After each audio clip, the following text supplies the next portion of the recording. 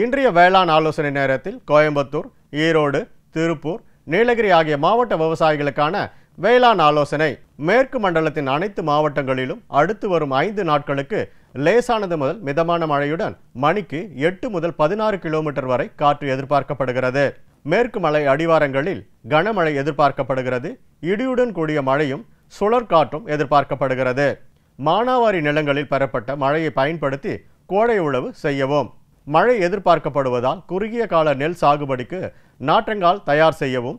1 kilo விதையை bacillus subtilis 10 gram அல்லது carbon டசிம் 50% WP 2 gram என்ற அளவுக்கு விதை நேர்த்தி செய்து விதைக்கவும். மழை எதிர்பார்க்கப்படுவதால் உழுத நிலங்களில் இரவை சோளம் விதைத்து தொடர்ந்து மழையினை பொறுத்து நீர்ப்பாசனம் செய்யவும். சோளம் விதைப்பிற்கு முன்னர் 1 கிலோ விதையை மெட்டாலாக்சைல் 35% WS 10 கிராம் மற்றும் தயோமிக்தாசிம் 30% FS 10 கிராம் என்ற அளவில் விதை நேர்த்தி செய்து குருத்து ஈ தாக்குதலை கட்டுப்படுத்தவும்.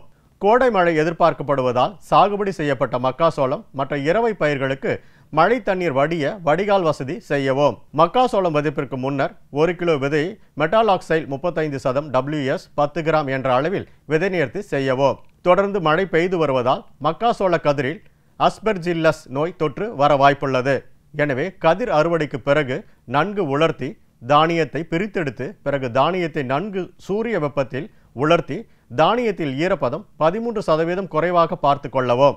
கம்பு பயிர் செய்வதற்கு இது உகந்த பருவம். ஆதலால் விவசாயிகள் கம்பு பயிரை இரவை பயிராக விதைப்பு செய்து நீர்ப்பாசனம் செய்யவும்.